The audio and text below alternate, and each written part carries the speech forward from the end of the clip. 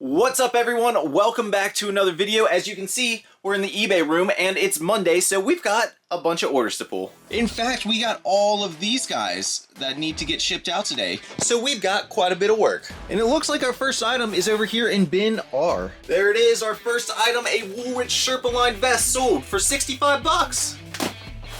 And actually, right next door here is a couple of items on this shelf. The first is a Verizon jetpack, sold for 40. And then I've also got this Bradzilla's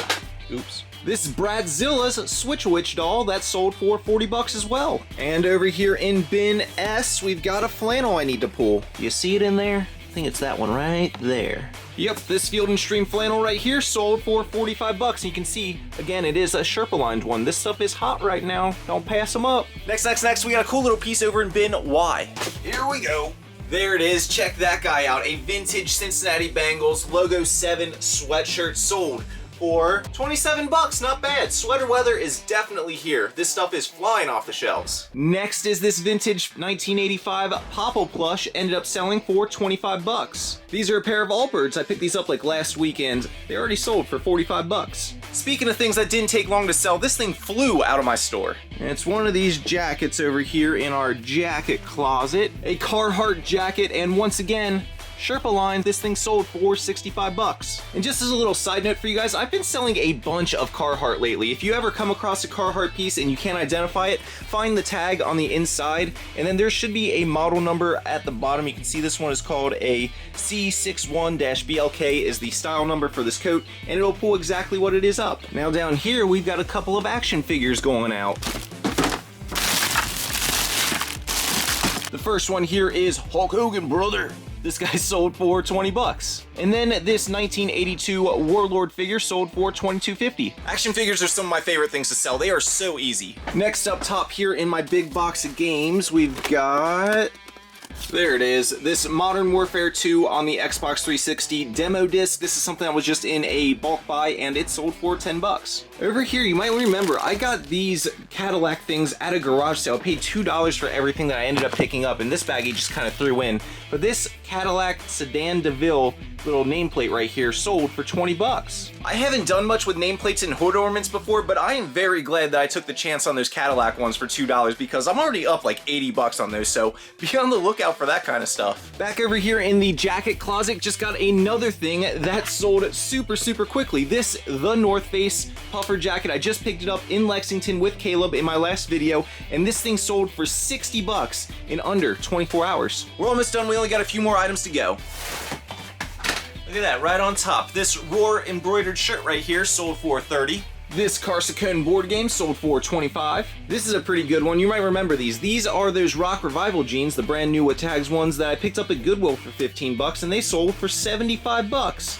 Nice. Next up here, we got this really cool Gibson guitar shirt. It's got nice embroidery guitars on the front, and that thing sold for 30 bucks. And look at this, we got another jacket going out. Man, jackets are going hot right now. This right here is an Adidas Hyper Dry down-filled jacket, and it ended up selling for 70 bucks. And the last thing I need to pull is a couple pairs of dog boots. First here we got a set of the Summit Trek dog boots right there, sold for 35.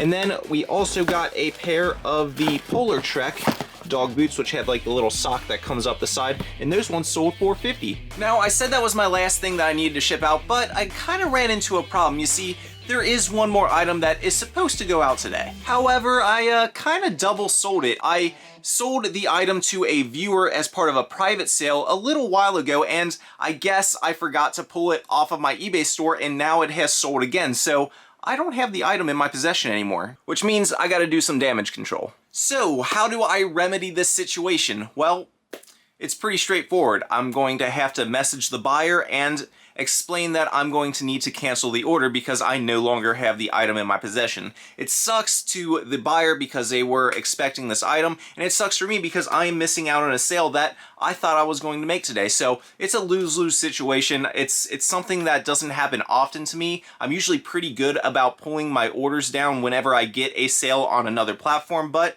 I guess I just slipped up this time, and I just gotta roll with it. So how I'll probably end up phrasing the letter to the buyer is something like, hey, I'm sorry to contact you like this, but I will be unable to fulfill this order. I really apologize about this and any inconvenience it may have caused. Something that's just really short, sweet, and to the point. You don't want to overstay your boundaries when you're delivering bad news, and you want to be apologetic when you do it. So hopefully the buyer understands and there is no hard feelings, but there could be some consequences down the line for this. They could leave me feedback, and that's just something I'm going to have to live with because it was my mistake. And mistakes do happen. It's something that I'm not immune from. It's something that you're not immune from. As you move forward in your reselling journeys, I know that mistakes are going to happen. I've made them, you've probably made them, and if you haven't yet, then you probably will make them in the future. Nobody is perfect, and it's just something that you have to deal with as they come up. Obviously, you don't want it to happen often, so when you do make a mistake,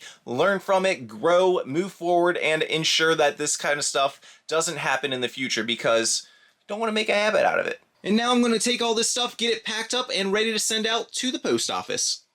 And just like that, we're all packed up and ready to get it shipped out. But before I take the stuff up to the post office and do a little thrifting, I want to bring back something I haven't done in a while, and that is the video positive comment shout out. This week, the positive comment shout out is going to Burn Girl 56, who says, I like the way you got something from the top of your head to the tip of your toes. If you don't know what she's talking about, go watch last video, it'll make more sense. But thank you for the positive comment, I really appreciate it, and I'm glad you enjoyed the video. And if any of you guys out there would like to be next week's positive comment shout out, leave me a comment down below right now. Now let's get out there and go thrifting. Oh, she knows I'm leaving. Bye, chicken. Every time I leave, she's sitting right there. Aw, bye, chicken.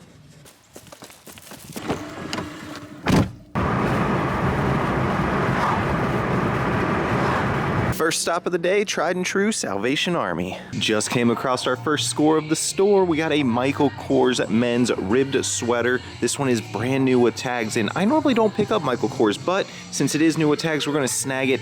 $5. I think that'll be at least 20, so nice little pickup. Just a little bit further down, we got another sweater. It's a Polo Ralph Lauren 100% cashmere sweater. Cashmere stuff sells super well, so whenever I see it, I always pick it up. It's like a minimum of 20 bucks. You're paying $6 for this one, but Polo Ralph Lauren ones sell for right around 40, I believe. So nice little pickup.